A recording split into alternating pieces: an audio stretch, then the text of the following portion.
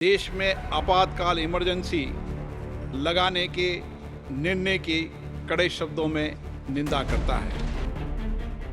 Speaker चुने जाने के फौरन बाद ओम बिरला ने इमरजेंसी को याद किया तो सदन में हंगामा मच गया। भारत के इतिहास में 25 जून 1975 के उस दिन को हम हमेशा काले अध्याय के रूप में जाना जाएगा। दरअसल स्पीकर ओम बिरला ने इमरजेंसी के दौरान जान गंवाने वालों की याद में 2 मिनट का मौन रखने को कहा। सत्ता पक्ष के सांसदों ने मौन रखा, लेकिन कांग्रेस और विपक्ष के सांसद हंगामा करते रहे। उनका आरोप था कि स्पीकर बीजेपी का एजेंडा चला रहे हैं।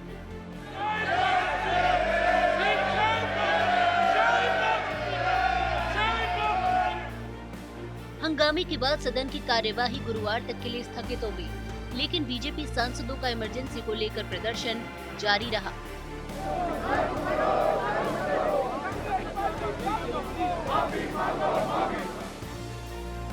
जो सबसे ज्यादा संविधान की दुहाइयां देते हैं तो उनको इस बात की भी जिम्मेदारियां लेनी चाहिए कि जो वो अपनी दादी के, अपने पिताजी के नाम पर जो है वो वोट बटोरते हैं तो उनके किए गए कारनामों की भी क्या वो जिम्मेदारी लेते हैं। और आज जो संविधान की सबसे ज्यादा दुहाइयां देती हैं, ये भी जरूरी है कि उनका खुद का ट्रैक रिकॉर्ड वो देखें। और हिंदुस्तान के नागरिक के मानस पटल में आज का दिन एक महत्वपूर्ण दिन है। आज 26 जून 2024 है। आज से 49 इयर्स पहले आज ही के दिन 26 जून 1975 को जब देश जगी थी सुबह, तब देश को मालूम पड़ा था कि देश के ऊपर आपातकाल लगा दिया गया है, इमरजेंसी थोप दिया है श्रीमती इंदिरा गांधी ने। लगभग 1.5 लाख लोगों को जेल में भर्ती किया गया था। कई लोग, 22 से भी अधिक लोगों की मृत्यु हुई थी, कस्टोडियल डेथ हुआ था। 42nd अमेंडमेंट, जो कि सबसे बुरा अमेंडमेंट था, जिसने खिलवाड़ किया भारत के संविधान के साथ, 42nd अमेंडमेंट लाया गया था। Today is the 26th June.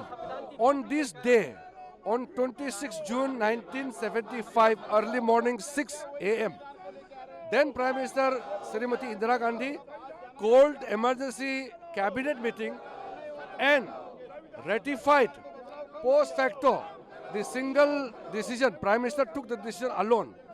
Cabinet rectified on the morning of 26 June 1975. That is why today we passed the resolution in the House that such trumpulation of such demolition of the Constitution will not be allowed again. So we have taken a resolution.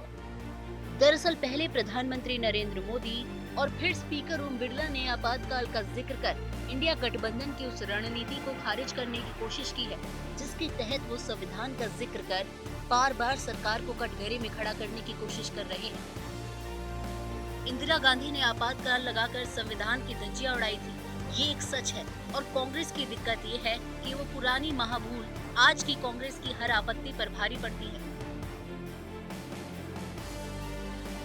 Congress ने इन चुनावों में एक बड़े तबके के बीच ये narrative set करने में सफलता पाई कि बीजेपी 400 से ज्यादा सीट हासिल कर संविधान बदलना चाहती है। बीजेपी को इसका नुकसान भी हुआ और इसीलिए बीजेपी ने सदन शुरू होते ही आपातकाल के प्रसंग को जोर शोर से उठा दिया ताकि इस पर चर्चा हो और ये बात दूर तक पहुंचे कि आपातकाल में क्या क्या हुआ था। बहरहाल कांग्रेस और विपक्षी दलों का तर्क है कि बीजेपी आपातकाल का जिक्र कर अपनी कमियां छिपाने की कोशिश करती है, लेकिन इतना तय है कि 18वीं लोकसभा में भी जब संविधान का सवाल आएगा तो आपातकाल की बात होगी ही, क्योंकि बीजेपी के पास संविधान से जुड़े हर सवाल और हर आरोप का इमरजेंसी के रूप में एक ऐसा जवाब है जिससे कांग्रेस चाहकर भी पल्ला नहीं झाड़ सकती। चुनाव आज तक।